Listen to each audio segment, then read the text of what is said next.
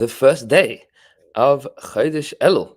And Be'ez Hashem Yisbarach, we have the schus of learning Daf Yud Tes Amud Beis in Maseches Pesachim. And we are sharing the link here so that people can log in and join in. Baruch Hashem. We left off in the midst of a discussion, getting to the Amud over here,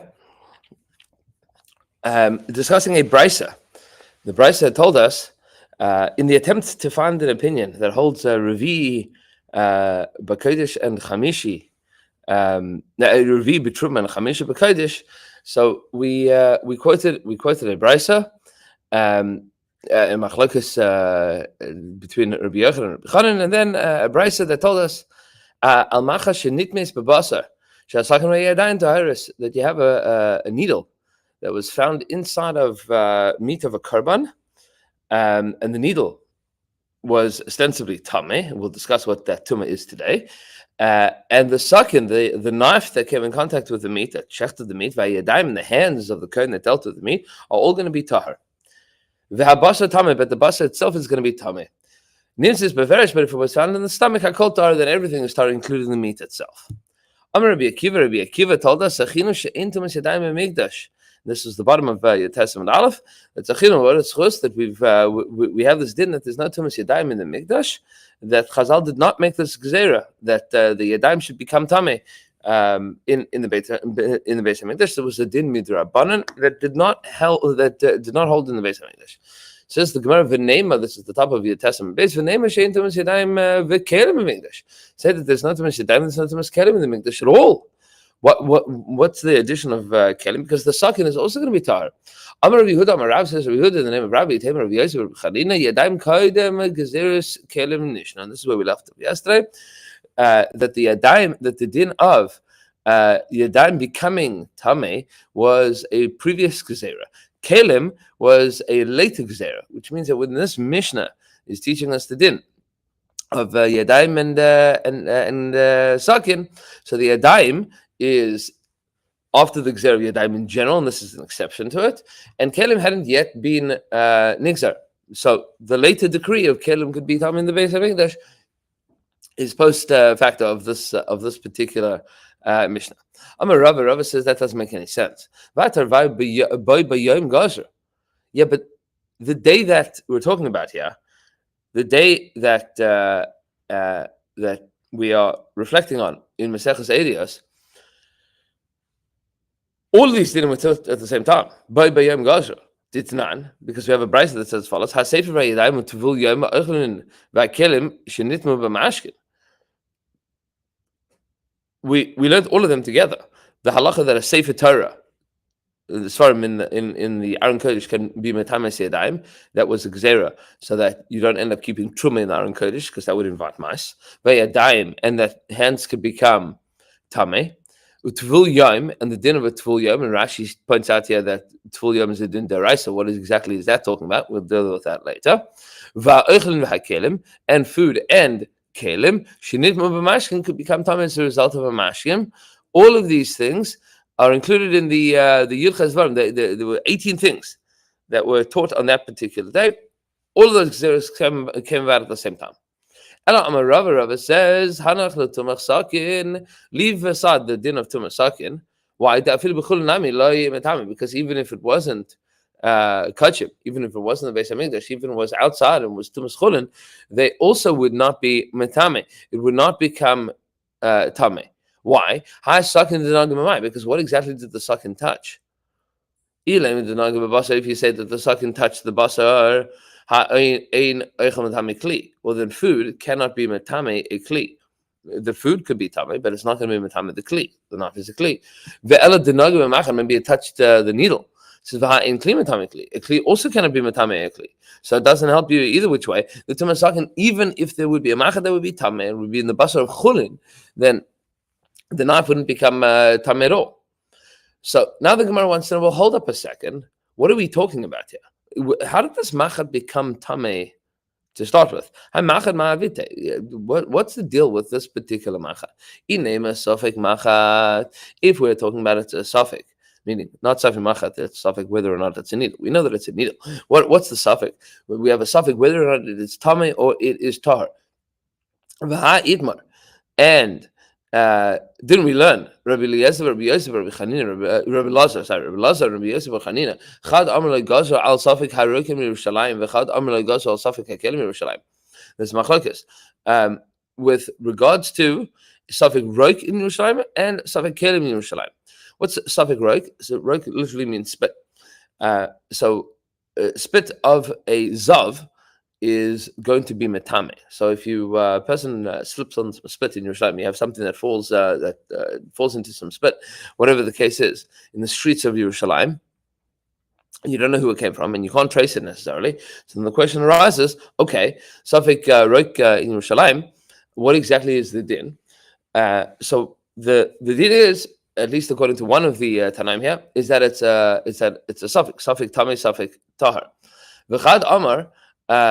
And the other one says Lagaza Safik Kelim Yerushalayim. Regular some Kelim Yerushalayim. They didn't make Xeron. What's the concern?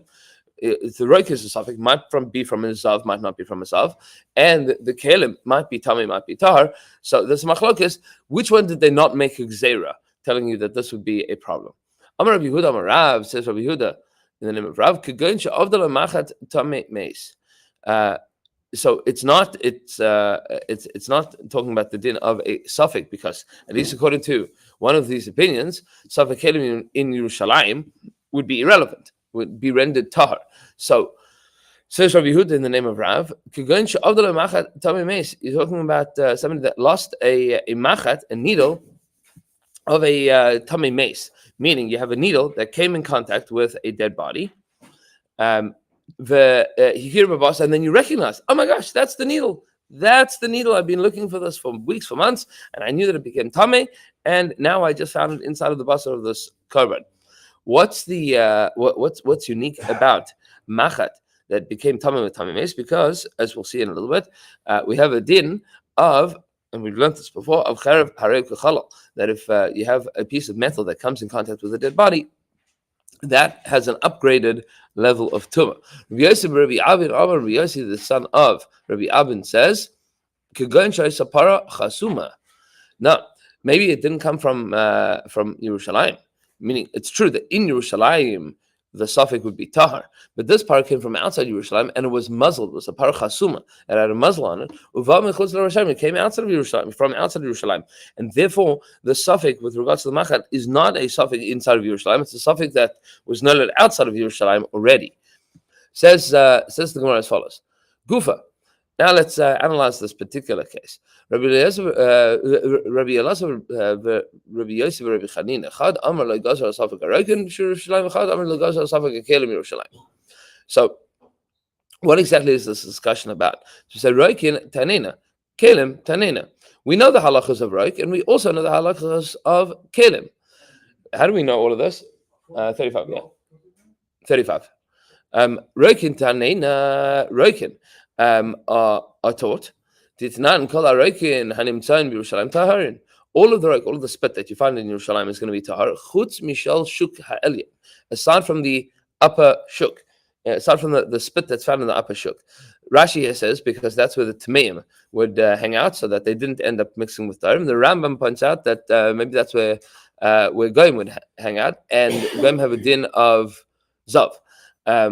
So says the Gemara, no, we're not talking about a situation where we know that it's tar, we know that it's tamei, or we can assume it, but you know that there was a zav that walked by here, and you don't know, is this spit, this roik, belonging to the zav, this does not belong to the zav. In such a case, even though you know that there was a zav that walked past, the Chacham did not make a gzera about this. So kelim tanina. But we also know the din of kelim. All kelim that are found in Yerushalayim. So derech yirida lebeis hatvila tmeim. If you find them on the way down to the beis hatvila, to the mikveh, tmeim, we can assume that they're tamei because they were found on the way down, going into the mikveh. Clearly, they were dropped on the way into the mikveh, meaning on the way down the steps to the mikveh, they didn't make it to the mikveh, and therefore they're tameh. The Almatar, what does that imply? It means that all the rest of them are going to be tahar, meaning every other kli is tahar. The only place in Yerushalayim that you're going to assume that a kli is tameh is if it is on the way down to the steps of the mikveh and was left there. Says the Gemara, Ula tameh, and according to your rationale, ema seifa. Yeah, what's the end of that particular brisa? Derech aliyah taharin. That if they found on the way up, they're tahar. What's the implication there? Had the alma tmeim. Yeah, it sounds like all the rest of the kelim in Yerushalayim are tameh. So what can you learn from it? Derech aliyah, we know that that's going to be tameh. Derech Yerida is going to be tameh. Derech aliyah is going to be tahar. What does that mean about everywhere else in Yerushalayim? What's stam? If you find the kli in the streets of Yerushalayim, what are you going to pass about that? Says the Gemara, no. El reisha dafka. The reisha, the beginning of the Mishnah, is dafka. That is that's precise. That was said the way that it's supposed to. Meaning derech yerida is tameh, means everywhere else is tar. V'sefer lav dafka. The end of the Mishnah is not dafka. So we say lav foki gezayasa.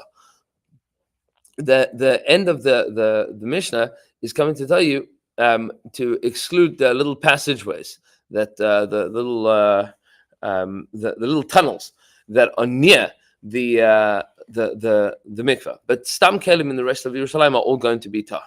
Okay, Rav the Amar, and according to Rav, that understood. Okay, that this whole question is talking about somebody that lost a needle that's a tamei mace, and he recognizes, oh, that's my needle.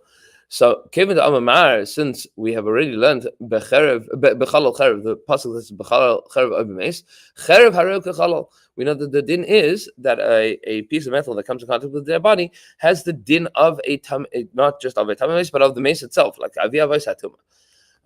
What does it mean? Adam v'kelim, that mean litma. Yeah, that's the discussion in the Mishnah. Adam v'kelim, that mean litma. It should have the capacity to not just make food tameh. That has an upgraded capacity of tumah. It could even make a person and kelim tameh. Amar Rav Ashi, says Rav Ashi Zaysem Eres. If all of this is true, what does this mean? Azara Rishus Harabim here. It means that the Azara, that the courtyard of the Beis Hamikdash, has the din of a Rishus Harabim. Why? And therefore this would have the din of Safek Tumah Birshus Harabim. And we have a principle when it comes to Tumah and Tara, that if you have a Safek in Tumah and Tara, the principle is that Safek Tumah in Rishus Harabim is Tahar, and Safek Tumah Rishus Hayachid is going to be Tameh.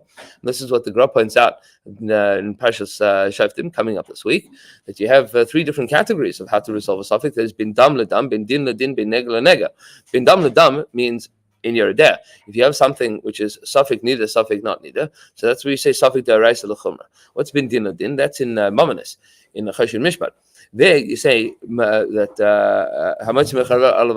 the burden of proof is on the person that wants to extract the money, and then you have the din of Safek Tumah B'Rishus Harabim is tar, and Safek Tumah B'Rishus Hayachid is tameh. Says the Gemara, "Hi B'Rishus Hayachid." What does that mean? B'Rishus Hayachid Sveikai Tamehu. That in Rishus Hayachid the Safek is going to be tameh. Says the Gemara, Michte. Let's see. Hi Machat Davar She'en B'Das Lishalhu. This needle doesn't have any knowledge to ask it. We have another principle. Anything that doesn't have the capacity to answer what its situation is, meaning it's not a person. When we say that in Rishus Hayachid the Safek is going to be tameh, that's only talking about a person, because you can ask them what happened. You can investigate. If they don't have answers, then you're going to render them tameh. But a machat doesn't have the capacity to speak to it. Says the Gemara, nah, mishunda v'safek hababi de adam. Yeah, it's true that you can't ask the needle what happened to it, but you can certainly ask a person, where did this needle come from? Rabbi Yochanan said to us, safek tuma hababi de adam. Nishalan Rabbi Yochanan taught us that any safek tuma, it comes as a result of hababi that comes into Safek bidei adam as a result of a person nishalanov, you can ask about that thing. Even if you're talking about a kli that's lying on the ground, top of chaf of aleph. It is as if it's something that you can ask about it. And we will continue with the next piece of the Gemara on the Chaf Amud Aleph tomorrow morning. Have a beautiful day.